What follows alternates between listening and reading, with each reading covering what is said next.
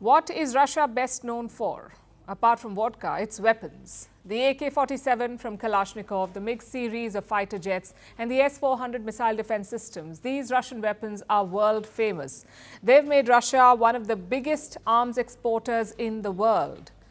The defense industry has been its pillar of strength and a source of national pride. It has kept the war in Ukraine going. It has also helped sustain the Russian economy. After all, weapons are Russia's most valuable export. But the war has left cracks in this industry, and those cracks are showing. Russia is losing its edge in the global arms market. The last 3 years have been tough. Moscow's weapon exports have collapsed. Just look at the numbers. Look at how much Russia made from weapons sales this year, less than $1 billion. You heard that right. Russia's earnings from defense exports have fallen below $1 billion this year. Let's put this number in perspective.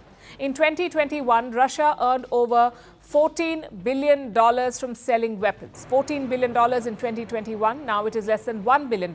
That's a drop of 93%. And this is not a sudden collapse. It has been gradual. In 2023, sales fell from $14 to $8 billion. In 2023, they fell from $8 to $3 billion. And this year, in 2024, they've fallen below $1 billion. And this is happening because of the war in Ukraine. Russian forces are fighting there. They need weapons. So their defense industry is prioritizing it. They're focused on meeting Russian demand, which means that foreign customers will have to wait, even customers like India. India is Russia's biggest defense market, and Russia is India's biggest arms supplier. It's an old and solid relationship. But in recent years, it has been under strain. Russia has a long list of pending orders from India, like 2 squadrons of the S-400 missile system. This is a missile defense system. It was supposed to be delivered last year, but now reports say that it won't be here before 2026. And this is just one example. The second is a nuclear-powered attack submarine. India is supposed to lease a Russian sub. That too is delayed. We may not get the submarine till 2028. Then there are delays in the delivery of spare parts. This is for the existing equipment, like the Sukhoi fighter jets and the T-90 battle tanks. The supplies are running late. India is concerned. It has raised this issue multiple times with Russia. At the same time, India is exploring other alternatives. It is reducing its dependence on Russian weapons. New Delhi is turning to the West, especially for advanced weapons. Since 2018, India has signed contracts worth $20 billion with the United States. This includes deals for long-range drones and advanced fighter jets. So the shift is clear. And India is not the only country making the shift. Many others are moving away from Russia. Even China is part of this list. Beijing, too, is buying fewer Russian weapons now. At one point, Russia supplied 85% of China's defense needs.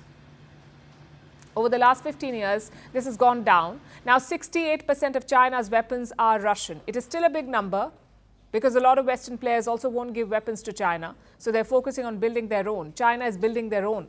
Either way, it's a loss for Russia, because China is not just buying fewer weapons, it is also competing with Russia in other markets, like in sub-Saharan Africa. This region was once dominated by Russian arms, but last year Russia lost the top spot to China. Beijing is now the largest weapons exporter to sub-Saharan Africa. France and South Korea are also challenging Russia. Some interesting trends, in fact, are emerging here. Last year, France exported more combat aircraft than Russia. And South Korea is exporting more land platforms, more than Russia and China combined. South Korea is exporting this. And what are land platforms? Your weapons like tanks, armored vehicles, and artillery systems. So as Russia struggles to deliver, new players are gaining ground, each with their own USP. China and South Korea are known for affordability. French weapons are said to be high-tech, almost on par with the American defense systems. It is clear that Russia's customer base is shrinking. In 2011, it sold weapons to some 35 countries. By 2023, that list had shrunk to just 12 countries. What does this trend mean for Russia? Well, they must catch up. They must play to their strengths. Build high-tech weapons at low cost. That's what Russia is best known for. And most importantly, they have to win back customers by making deliveries on time. Vladimir Putin knows that he has to recapture the space. Perhaps that's why he challenged America to a missile duel yesterday. If those Western experts you mentioned think that Orshnik can be shot down, we propose them and those in the West and the United States, who pay them for their analysis, to conduct some kind of technological experiment, a high-tech duel of the 21st century. Let them name some object, let's say, in Kiev, concentrate all their air defense and missile defense forces there, and we will hit it with Orshnik and see what happens. We are ready for such an experiment. Is the other side ready? He was talking about the Orshnik. Russia used this missile last month in Ukraine. Putin says that this is a new weapon, a weapon that can travel faster than the speed of sound and take down targets with pinpoint accuracy.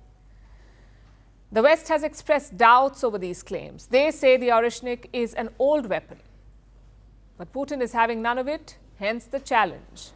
It's not just a warning to the West, it's also a message to the rest that in the weapons arena, Russia may be down, but it's not out.